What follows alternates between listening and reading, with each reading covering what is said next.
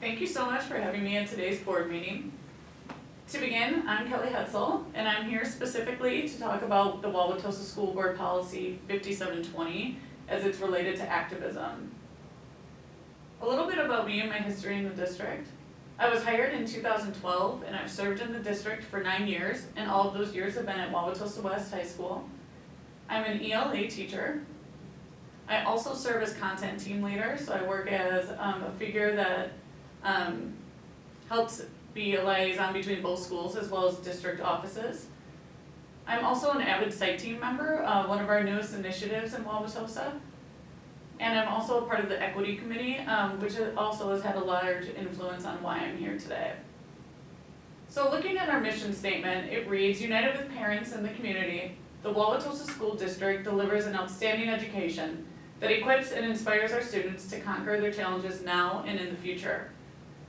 Looking at our very mission statement, we see that we want to give our students the tools necessary to conquer any of those challenges. And part of doing that is to make their voice heard and to stand up for what's right when they are facing injustices in our world.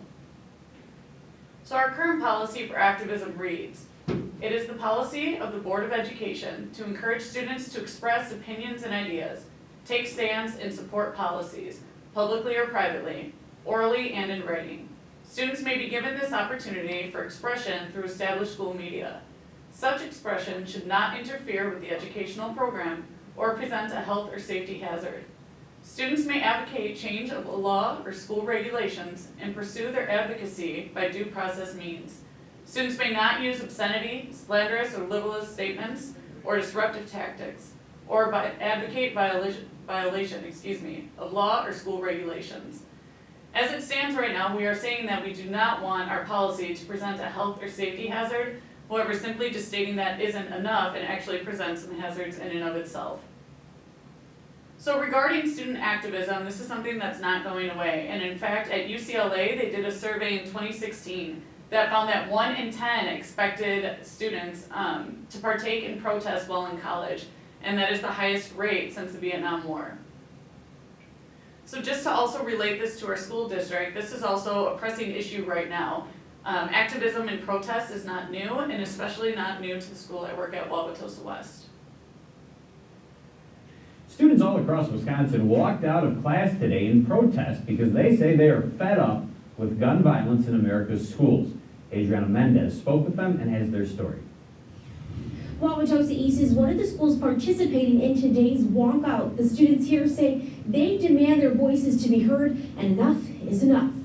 Wearing orange bracelets and holding up signs, students say it's time for lawmakers to listen to them. It's time for our elected officials to protect us in schools. Eva Offit is one of the organizers of Friday's school walkout. She says no student should have to attend school in fear. We're frustrated, we're angry, we want to see change, we want to be able to go to school and feel safe. About 300 students gathered to hear seniors at Wauwatosa East talk about the need for gun safety reform to end violence in school. Schools were not made to be a war zone, and representatives should be responding to this crisis. People every day are scared of coming to school. Students eventually marched their way to City Hall. The school's principal says he's glad students are voicing their opinion. I think it's important that student voice is heard, and this is an opportunity for them to put together their thoughts and share them. Students hope today's events gets the attention of elected officials in Madison. Invite us to the Capitol and we can have a conversation and try to work on something and get something done. And school resource officers were out here during the walkout to make sure the students were safe. Reporting at Wauwatosa East, Adriana Mendez, today's TMJ4.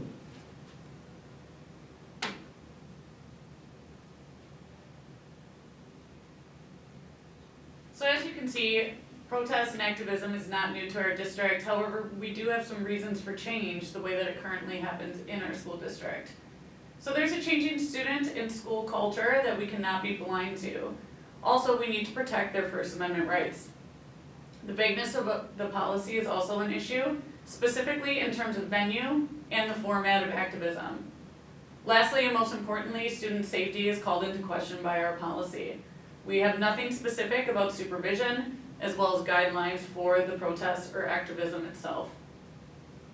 So regarding our changing student and school culture, We need to be fostering advocacy and character building in our advisory lessons, which we are currently doing. Currently, all of our students are involved in advisory lessons with the Gender Sexuality Alliance, as well as the Black Student Union, and most recently, we had a lesson itself on microaggressions. And also in 2019, as we just saw from the news story, there was a student protest that was planned by students and also executed by them. Also in 2016, a protest that was not too long ago, students gathered in the West Cafeteria to protest against racial injustices that they were facing in our own schools. However, we should be fostering this type of behavior in our students in order to allow them to express their First Amendment rights. Under the First Amendment, Congress shall make no law respecting an establishment of religion or prohibiting the free exercise thereof, or abridging the freedom of speech or of the press, or of the right of the people to peaceably to assemble, and to petition the government for redress of grievances. Also in a landmark Supreme Court case, Tinker v. Des Moines, it is said that school officials do not possess absolute authority over their students. Students in school, as well as out of school, are persons under our Constitution. They possess fundamental rights the state must respect. They may not be confined to the expression of those sentiments that are officially approved. In the absence of a specific showing of constitutionally valid reasons to regulate their speech, students are entitled to freedom of expression of their views. This is an attitude that Wauwatosa West and the school district has been taking. However, our policy does not reflect that. Specifically, our policy says such expression should not interfere with the educational program. However, there are many inconsistencies here in both the 2019 protest as well as the 2016 protest. Both of these protests themselves were during school hours, they were supervised by staff, and all had student participation. We need to clearly define what interference is, and we also need to make sure that our policies are matching our actions. There are a few questions that are left unanswered by our current policy. Where can these events take place? Who is going to supervise? What counts as interference of a school day? And what types of protests will be viewed as acceptable? We need to be more specific and consistent in our follow-through. Regarding student safety. Without guidelines and supervision, we open ourselves up to a plethora of liability, and we cannot ensure our student safety, which should be our first and foremost task every day. It's inevitable that our students will continue to participate in these protests and activism, also because we foster that in our students. It's our legal and moral responsibility to acknowledge this reality and to provide a safe environment for them to do so. When we are at school, we're operating under in loco parentis, which places an affirmative obligation on all certified school personnel to take necessary measures to ensure that the school environment is safe and conducive for students. If we are allowing these protests and such activism to happen during school hours on school property, we need to be operating under in loco parentis in a way that leaves us not up for liabilities legally. So some of the legal liabilities that we do face, as presented by our current policy, is duty and the related concept of foreseeability. So we need to provide adequate supervision to prevent students from being injured by reasonably foreseeable dangers during school activities. In the 2019 protest, students walked to City Hall, and while we did have supervision, it was not covered in depth how we would be providing for the safety of our students. Breach. So we could be facing breach by not acting when we have duties to act, or by failing to act properly when there are duties to act. Currently, I feel like we are breaching our, and are facing liability with our current policy. As well as injury and causation. If somebody were to get hurt or be able to prove that it was our fault and that we were at liability there, we could be facing a lot of legal trouble. Some other relevant case law. So Lanehart versus Orleans Parish School Board. During this case, a student was injured during a before-school program, and the school district was found liable because there was not adequate supervision at the time of the injury. Additionally, L.E. versus Plainfield, a student was sexually assaulted, and the school district was also found liable again because the students were left unattended when the incident occurred. Also, Mitchell versus the Cedar Rapids Community School District. This was another successful suit due to lack of adult supervision. While none of these cases relate directly to activism, they all relate to lack of supervision, which is one of the biggest problems presented by our current policy.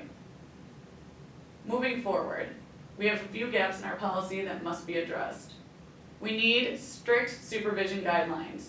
We need specification of locations available for use that are also safe for use.